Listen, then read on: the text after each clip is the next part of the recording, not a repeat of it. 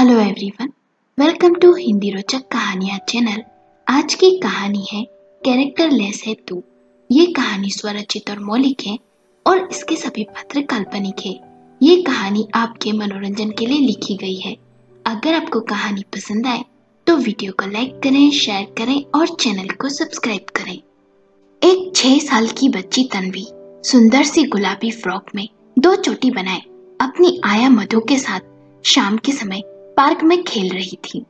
बच्ची को देख लग रहा था जैसे वो एक अमीर घर से हो। कुछ देर खेलने के बाद मधु ने बच्ची से कहा, चलो घर चलते हैं। मधु ने उसका हाथ पकड़ा और दोनों घर की तरफ जाने लगे। तभी तन्वी की नजर सड़क के किनारे लगी एक खिलौने की दुकान पर पड़ी। तन्वी को एक बड़ा सा टेडी बियर दिखता है। वो मधु से कहती है, दीदी मुझे वो टेडी बियर दिला दो ना।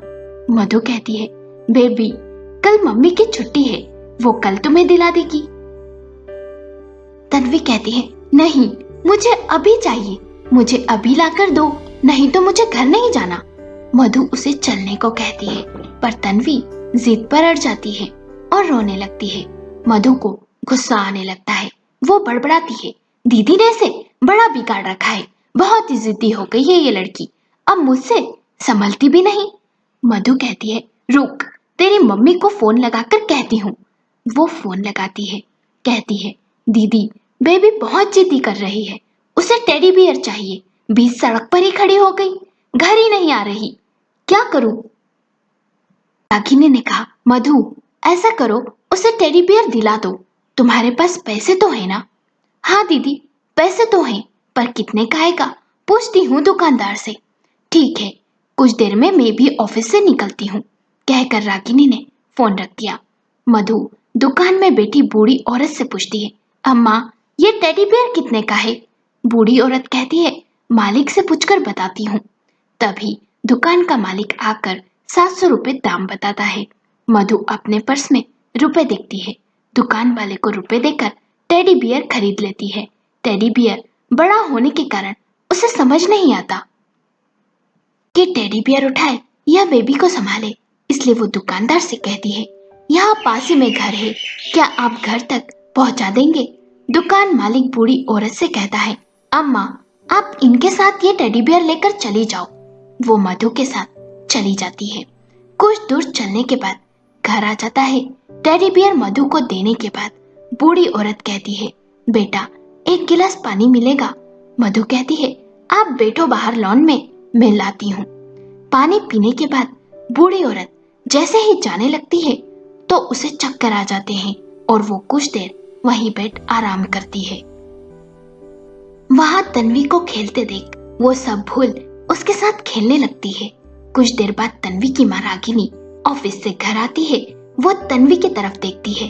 तन्वी बूढ़ी औरत के साथ खेलने में मग्न रहती है। रागिनी पूछती है, मधु ये अम्मा कौन है और यहाँ क्यों बैठी है। दीदी वो ये टेडी बियर की दुकान में काम करती है और मेरे साथ टेडी बियर रखने आई थी घर, उसे चक्कर आ गए तो यहीं बैठ गई, फिर तन्वी इनके साथ खेलने लग गई, मैं अभी उसे जाने को कहती हूँ। रागिनी कहती है, अच्छा सुनो, अगर वो भूखी हो तो उसे कुछ खाने को दे दो, फिर उसे जाने को कह देना, मैं जब तक फ्रेश होकर आती हूँ। रागिनी अपने कमरे में चली जाती है। मधु अम्मा से पूछती है, खाना खाओगी। अम्मा कहती है, हाँ बेटी कुछ दे दो, सुबह से कुछ खाया नहीं है। मधु उसे खाना लाकर दे देती है। इधर रागिनी अपने कमरे में जाकर फ्रेश होती है और आईने के सामने बाल बनाने लगती है।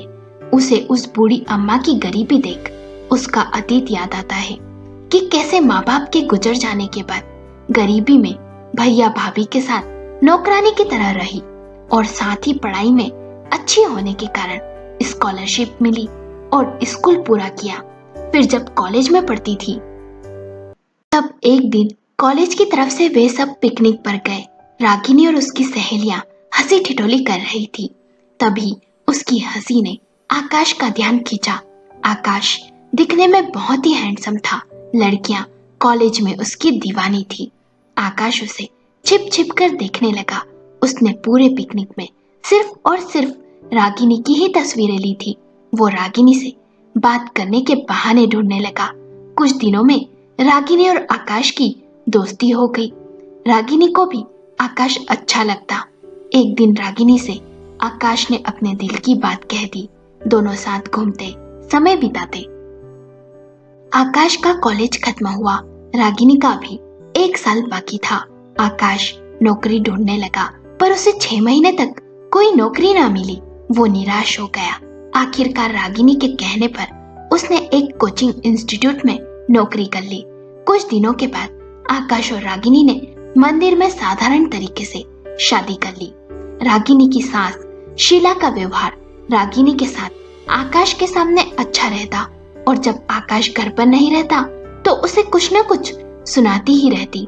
रागिनी जब आकाश से कहती, माँ कुछ मुझसे नाराज सी रहती है, तो आकाश कहता, मुझे तो ऐसा कुछ नहीं लगता, तुम यूं ही सोच रही हो। दोनों इस शादी से बहुत ही खुश थे।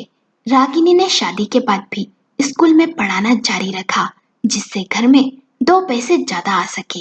एक दिन आकाश ऑफिस से जल्दी घर आने के लिए निकला। सोचा कि रागिनी को स्कूल से लेता चलो। उसने रागिनी से कहा, तुम स्कूल के गेट पर मिलना, आज साथ घर चलेंगे। आकाश ने रागिनी को स्कूल के गेट पर एक आदमी से हंसते हुए बात करते देखा। फिर आकाश को देख रागिनी उसके पास आ गई। आकाश ने पूछा, वो कौन था? रागिनी ने कहा, वो प्रशांत थे, साइंस के नए टीचर। आकाश को रागिनी का उससे यूं हंसकर बात करना अच्छा न लगा, लेकिन उसने रागिनी से कुछ न कहा। फिर दोनों उस दिन शॉपिंग मॉल गए और आराम से घर आए। कुछ दिन के बाद स्कूल में वार्षिक उत्सव हुए। रागिनी और उसके सहकर्मियों ने वहां कुछ फोटो क्लिक की। रागिनी के सहकर्मी ने वो फोटो फेसबुक पर डाल रागिनी को टैग कर दिया। जब वो फोटो आकाश ने देखे तो देखा कि सभी फोटो में प्रशांत और रागिनी साथ खड़े थे। दिन में कई बार वो रागिनी के मुंह से प्रशांत की तारीफ भी सुन लेता कि उसके पढ़ाने का तरीका बहुत अच्छा है, वो बहुत अच्छी कविताएं लिखता है। धीरे धीरे उसके मन में प्रशांत और रागिनी को लेकर शक का बीज अंकुरित हो गया था। एक दिन स्कूल से पिकनिक गए। रात को आने में देरी हो गई। आकाश ने रागिनी से कहा, मैं लेने आता हूँ, तो रागिनी ने कहा, नहीं, मैं ऑटो से आ जाऊंगी। पर जब वो ऑटो के लिए स्कूल के गेट पर खड़ी थी, तब प्रशांत आ गया और बोला, चलो मैं छोड़ देता हूँ, तुम्हारा घर मेरे रास्ते में ही आता है। रागिनी कार में बैठ गई। जब घर के सामने उतरी तो आकाश ने उन दोनों को साथ देखा और गुस्सा हो गया। जैसे ही रागिनी घर में आई और कमरे में गई, आकाश गुस्से से बोला, जब मैंने कहा था मैं लेने आता हूँ तो मना कर दिया, और उस प्रशांत के साथ आ रही हो। वैसे चल क्या रहा है तुम दोनों के बीच? ये सुन रागिनी ने कहा, ये क्या कह रहे हो तुम आकाश? तुम्हें अपने प्यार पर विश्वास नहीं है? तुम मेरे चरित्र पर शक कर रहे हो? वो मेरा सहकर्मी है, इससे ज्यादा कुछ नहीं है। वो इस तरफ आ रहा था तो मैं उसके साथ आ गई। दोनों में बहुत बहस होने लगी। एक दिन शाम को जब रागिनी घर आई तो आकाश ने पूछा, आजकल मुझे बिना बताए शॉपिंग मॉल भी चली जाती हो? रागिनी को कुछ समझ नहीं आया। उसने कहा, सुबह तुम्हारे जाने के बाद मैं माँ जी को बताकर गई थी, आज मेरी स्कूल की एक मैडम का बर्थडे है, तो शाम को पार्टी के लिए मॉल जाना है। तुम्हें उन्होंने नहीं बताया? आकाश गुस्से में बोला, माँ को इन सब में मत घसीटो रागिनी, और ये बताओ उस प्रशांत के साथ क्या चक्कर चल रहा है तुम्हारा? स्कूल के बहाने कहाँ जाती हो उसके साथ? रागिनी से रहा न गया और बोली, कुछ भी मत बोलो, तमीज से बात करो। आकाश और भी ज्यादा गुस्से में आ गया और चिल्ला कर बोला, उसने तुम्हें उसकी कार में क्या बैठा लिया? तुम तो कैरेक्टरलेस ही हो गई। रागिनी अब सहन शक्ति खो चुकी थी। गुस्से में बोली, वो सिर्फ मेरे साथ काम करता है, और आज हम सारे टीचर्स बर्थडे में गए थे, सभी साथ, समझे? इतना कहते ही आकाश ने जोर से रागिनी को थप्पड़ दे दिया और बोला कि अब तो निकल जा मेरे घर से और कभी मत आना, कैरेक्टरलेस है तू। रागिनी डर गई और अपनी सास शीला को बुलाने गई। ये बातें बताने लगी, पर शीला बोली, ये बात तुम दोनों आपस में ही निपटा लो, मुझे मत घसीटो इन सब में। बस इसके बाद रागिनी घर से अपना सामान लेकर जाने लगी और आकाश से कहा, बार और सोच लो, मैं जा रही हूँ। पर आकाश अब कहाँ उसके सुनने वाला था। बोला, हाँ जा जा, उस प्रशांत के यहाँ जाकर मर। और रागिनी घर छोड़कर चली गई।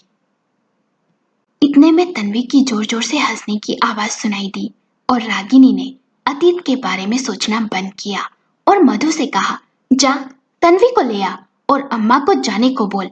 मधु ने कहा, कब से बुला रही हूँ उसे दीदी, नाश्ता करने के लिए।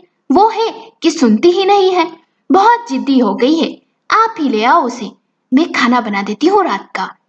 रागिनी बड़बड़ाते हुए बोली, सच में बहुत जिद्दी हो गई है। और बाहर आई और तन्वी को आवाज लगाई, पर वो खेलने में ही व्यस्त थी। रागिनी ने उसके पास जाकर उसका हाथ पकड़ा और बूढ़ी अम्मा से कहा, अब आप जाओ, शाम हो गई है और अंधेरा भी होने वाला है। जैसे ही बूढ़ी अम्मा जाने के लिए खड़ी हुई, रागिनी ने उसे देखते ही कहा, आप यहाँ?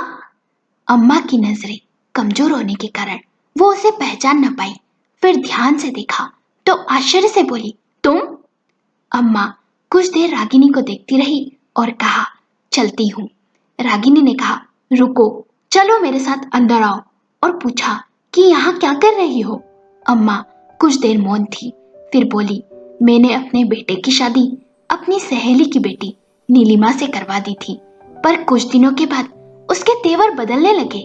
कुछ दिन तो सब अच्छा चला, हम सब खुशी से रहे, लेकिन धीरे धीरे मुझे घर की नौकरानी बना दिया गया।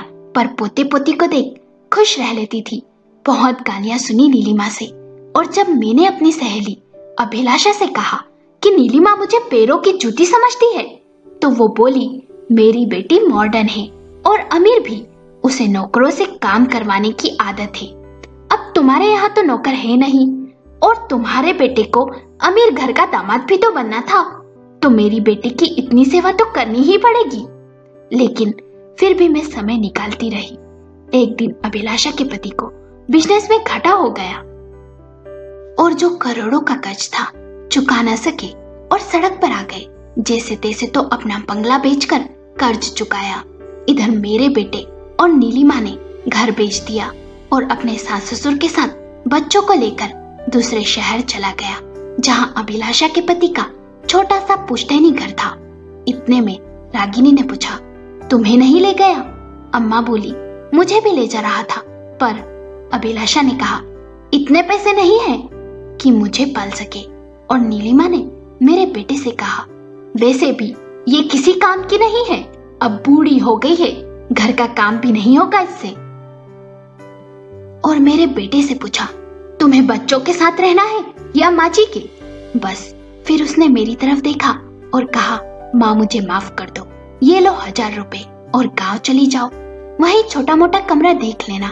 फिर अम्मा ने रागिनी से कहा, पर अब गांव में भी कोई नहीं है जो मुझे जानता हो, तो बस कुछ दिन भटकती रही और फिर ये खिलौने वाले ने काम पर रख लिया। 2 वक्त का खाना दे देता है वो और 500 रुपए महीना। रागिनी ने पूछा, रहती कहाँ हो और कमरा कहाँ लिया? अम्मा बोली, काहे का कमरा, दुकान के टेंट में ही सो जाती हूँ और साथ ही रखवाली भी हो जाती है। अम्मा कुछ देर बैठी रही और रोने लगी और कहने लगी, शायद अब यही मेरी किस्मत में लिखा है। अम्मा उठकर जाने लगी। रागिनी ने कहा, चाहो तो यहाँ रह सकती हो। अम्मा ने कहा, नहीं बेटी, मैं एक बार तेरा जीवन बिगाड़ चुकी हूँ, अब फिर से तेरे जीवन में कांटे नहीं बोना चाहती। रागिनी ने पूछा, मतलब? मैं समझी नहीं। अम्मा यानी शीला ने रोते हुए कहा, आकाश मेरा इकलौता बेटा है, घर की हालत ज्यादा अच्छी नहीं थी, इसलिए अपनी बहू के लिए कुछ ख्वाब देखे थे मैंने कि आकाश की शादी अच्छे घर में करूंगी। बहू जो दहेज लाएगी उससे अपने घर की हालत तो कुछ सुधरेगी। जब आकाश को पहली तनख्वाह मिली तो मुझे मॉल ले गया नई साड़ी दिलाने। वहां मॉल में मेरी मुलाकात अपनी सहेली अभिलाषा से हुई। मैं अभिलाषा को देख दंग रह गई। वो बहुत अमीर हो गई थी। उसके पति का छोटा सा बिजनेस बहुत बड़ा हो गया था। अभिलाषा अपनी बेटी नीलिमा के साथ आई थी। नीलिमा थी तो अमीर, पर दिखने में जरा भी अच्छी नहीं थी। जब मैंने आकाश को उन दोनों से मिलवाया तो नीलिमा आकाश को बस देखती ही रह गई। वो पहली नजर में ही उसकी तरफ आकर्षित हो गई। कुछ देर बैठ बातें की, खाया पिया, घर चले गए। नीलिमा जब से आकाश से मिली उसकी बेचैनी बढ़ने लगी। उसे उसके जैसा हैंडसम पति चाहिए था। उसने अपनी माँ अभिलाषा से कहा, मम्मी, आपको नहीं लगता आपकी सहेली शीला का बेटा है तो गरीब पर बहुत हैंडसम है? क्यों ना आप मेरी शादी की बात उससे करें। वैसे भी आपको घर जमाई चाहिए और वो गरीब है तो आसानी से मान जाएंगे इस रिश्ते के लिए। आपको भी बैठे बिठाए घर जमाई मिल जाएगा और मुझे आकाश, वो पढ़ा लिखा भी है तो बिजनेस भी संभाल लेगा। नीलिमा की बात अभिलाषा के मन में घर कर गई। उसने भी कहा, बात तो तू सही कह रही है, मैं कल ही शीला से बात करती हूँ। अगले दिन अभिलाषा मेरे घर आई। उसने कहा, देख शीला, मुझे घुमा फिरा कर बात करना नहीं आता। नीलिमा मेरी इकलौती बेटी है, मेरे पास करोड़ों की प्रॉपर्टी है, मुझे घर जमाई चाहिए। मेरी बेटी को तेरा बेटा बहुत अच्छा लगा तो क्या तू तेरे बेटे की शादी मेरी बेटी से करेगी? देख, ऐसा करने से तेरे बेटे और तेरा दोनों का भविष्य बदल जाएगा। मैं ये सुन हैरान रह गई। मैं तो पहले ही अच्छा दहेज लाने वाली बहू के सपने संजो कर बैठी थी और ये तो सोने पर सुहागा होने वाली बात थी। मैंने कहा, मुझे कोई एतराज नहीं और आकाश को भी कोई समस्या नहीं होगी इस रिश्ते से, वो भी हाँ ही कहेगा। नीलिमा जैसी पत्नी पाना हर किसी की किस्मत में कहाँ होता है। आकाश को आने दो, मैं आज ही उससे बात करती हूँ। शाम को आकाश जब इंस्टीट्यूट से घर आया तो मैंने कहा, बेटा, आज मेरी सहेली अभिलाषा आई थी। उसने बताया नीलिमा को तू बहुत अच्छा लगा और वो तुझसे शादी करना चाहती है। मैं इससे पहले आगे कुछ कहती वो बोल पड़ा, अच्छी बात है माँ, पर आपकी सहेली से कह दो मैं उनकी बेटी से शादी नहीं कर सकता। मुझे अपने बेटे से ये उम्मीद ना थी। मैंने कहा, क्यों क्यों नहीं कर सकता तू शादी उससे? पैसे वाली है, हमारी सारी तकलीफें दूर हो जाएगी बेटा, तुझे ये मामूली नौकरी भी नहीं करनी पड़ेगी। आकाश ने कहा, माँ, मैं रागिनी से प्यार करता हूँ और उससे ही शादी करना चाहता हूँ। मैंने पूछा, कौन है ये रागिनी? आकाश ने कहा, माँ, मेरे कॉलेज में पढ़ती थी, अब एक स्कूल में नौकरी करती है। उसके माँ बाप नहीं है, भाई भाभी से बनती नहीं, इसलिए हॉस्टल में रहती है। गरीब है पर दिल की बहुत अच्छी है और समझदार भी। मैं ये सुन गुस्से में बोली, तो इस घर में आई हुई लक्ष्मी को छोड़ तू उस भिखारन को घर लाना चाहता है? देख, ये प्यार व्यार ना 4 दिन ही अच्छा लगता है, भूल जाओ उसे और नीलिमा से शादी कर अपना जीवन संवार ले।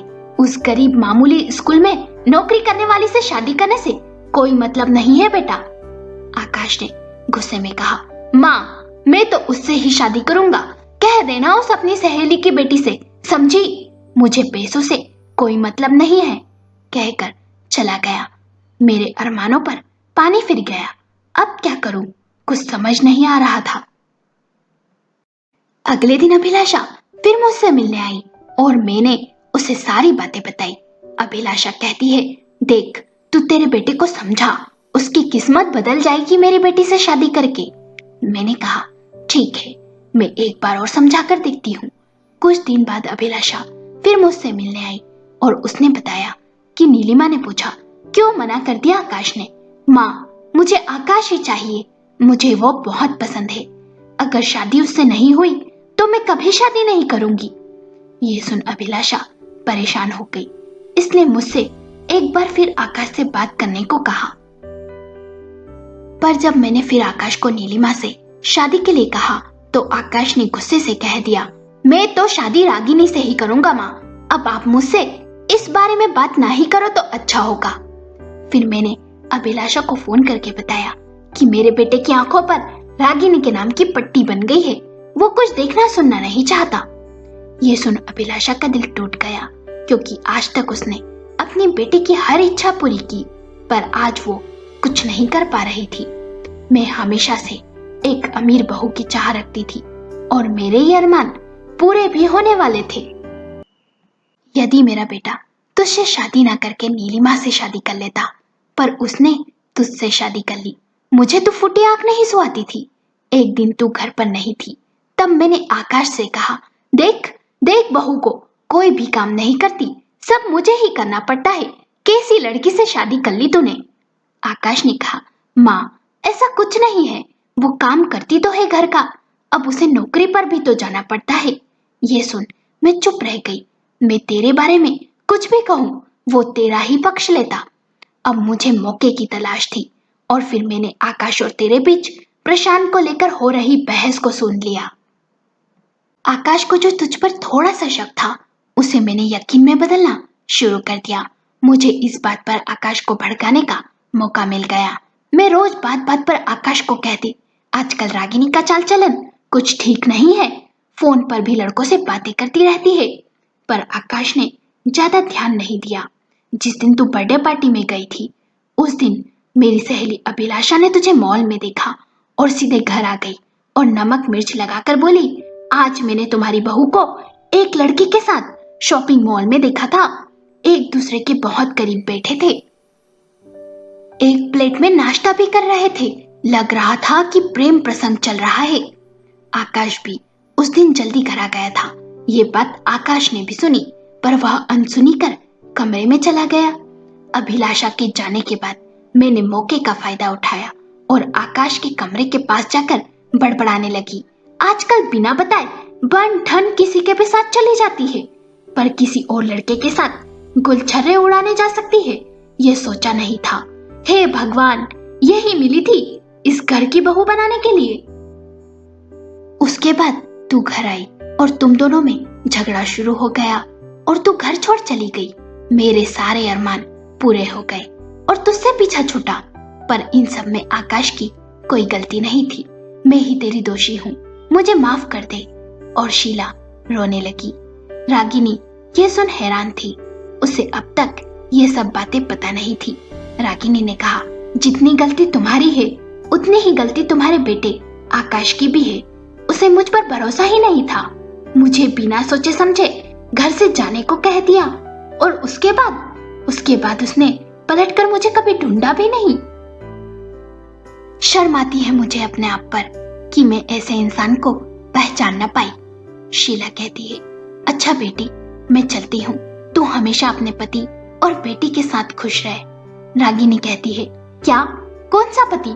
मैंने अब तक शादी नहीं की, मैं आपके बेटे जैसी नहीं हूँ। शीला ये सुन हैरानी से बोली, तो फिर वो बच्ची और ये आलिशान घर, ये सब किसका है? रागिनी ने कहा, ये सब समय का खेल है, ये घर मेरा है और मेरी मेहनत का फल है और तन्वी मेरी बेटी है। ये सुन शीला को झटका लगता है। वो धीमे स्वर में पूछती है, क्या वो बच्ची मेरी पोती है? रागिनी कहती है, हाँ, पर उसे पोती कहने का अधिकार आप खो चुकी हो। फिर शीला ने आंसू पोंछते हुए पूछा, फिर जब आकाश ने तुझे घर से निकल जाने को कहा तब तूने क्यों नहीं बताया? रागिनी ने कहा, उस समय मुझे नहीं पता था कि मैं गर्भवती हूँ। मुझे ये बात 1 महीने बाद पता चली। ये जानकर मैं बहुत खुश हुई और मैं ये खुशखबरी देने आकाश को घर भी आई थी। मैं जानती थी ये सुनकर वो भी बहुत खुश होगा और हम दोनों के बीच की सारी गलतफहमी खत्म हो जाएगी। पर जैसे ही मैं अंदर आने लगी तब मैंने आकाश और नीलिमा के हंसने की आवाज सुनी। वहां तुम सब बैठकर बातें कर रहे थे। आकाश और नीलिमा की शादी की बात चल रही थी। मैंने नीलिमा को कहते हुए सुना कि जल्दी से तलाक हो जाए फिर हम शादी कर ले, तो आकाश ने हंसकर कहा, शादी कौन सी रजिस्टर करवाई है जो तलाक लेना पड़े, और शादी भी मंदिर में साधारण तरीके से की थी, कोई दिक्कत नहीं होगी। ये सुन नीलिमा ने कहा, फिर तो हमें जल्द ही शादी कर लेनी चाहिए। इस पर आकाश ने कहा, मुझसे बहुत बड़ी भूल हो गई जो मैंने पहले तुम्हारा रिश्ता ठुकरा दिया नीलिमा, और उस कैरेक्टरलेस से शादी कर ली। उसके बाद मैं वहां से चली आई और मेरा दिल आकाश के लिए नफरत से भर गया। इस पर शीला ने कहा, पर तुम्हें एक बार तो बताना चाहिए था। रागिनी ने कहा, अगर मैं बता देती और आकाश मेरे बच्चे को नाजायज कह देता तो मैं क्या करती? कब तक उसे अपनी पवित्रता का यकीन दिलाती? और फिर एक बार यदि भरोसा टूट जाए तो उस पर यकीन करना मुश्किल होता है। इसलिए मैंने फिर पीछे मुड़कर कभी नहीं देखा और अपनी सहेली के घर चली गई। उसके पिताजी की कंपनी में नौकरी करने लगी। धीरे धीरे 5 सालों में खूब मेहनत कर इस मुकाम पर पहुंच गई, क्योंकि मैं अपनी बेटी को उस गरीबी में नहीं देखना चाहती थी जिस गरीबी से मैं गुजरी हूँ। शीला की आंसुओं से भरी आंखें शर्म से झुक गई और फिर कुछ देर कमरे में खामोशी छाई रही। फिर शीला ने कहा, बेटी, एक बार मैं अपनी पोती से मिलकर उसे गले लगाना चाहती हूँ। उसके बाद तो मैं अपनी शक्ल तक नहीं दिखाऊंगी। शीला तन्वी के पास जाकर उसे गले से लगाकर रोने लगती है। फिर आंसू पोंछते पोंछते जाने लगती है। तन्वी कहती है, बाय बाय, कल फिर खेलने आना। रागिनी मन ही मन कुछ सोचती है और शीला से कहती है, चाहो तो आप यहाँ रह सकती हो हमेशा के लिए और तन्वी का ख्याल रख सकती हो, पर आप तन्वी को ये कभी नहीं बताओगी कि आप उसकी दादी हो, क्योंकि मैं अपना अतीत तन्वी को नहीं बताना चाहती। शीला हाथ जोड़कर हाँ में गर्दन हिला देती है और फिर रागिनी मधु को आवाज लगाती है। कहती है, मधु, अम्मा जी को ऊपर का कमरा दिखा दो और इन्हें अच्छे कपड़े दे दो। अब से ये यहीं रहकर तन्वी की देखभाल करेंगी। शीला सोचती है, मैंने इसके साथ कितना बुरा किया। ये चाहती तो मुझे भगा सकती थी, पर इसने मुझे माफ कर दिया। सच में इसका दिल बहुत बड़ा है। मेरे बेटे से तो उलांकुना मेरी बहू अच्छी है। पहचान नहीं पाई इसे। अमीर गरीब कुछ नहीं होता, इंसान को दिल से अमीर होना चाहिए। दोस्तों, मेरे द्वारा लिखी गई कहानी कैरेक्टर लेस है तो आपको कैसी लगी, हमें अपने विचार कमेंट करके बताएं। अगर कहानी पसंद आई हो तो लाइक करें, शेयर करें और चैनल को सब्सक्राइब करें।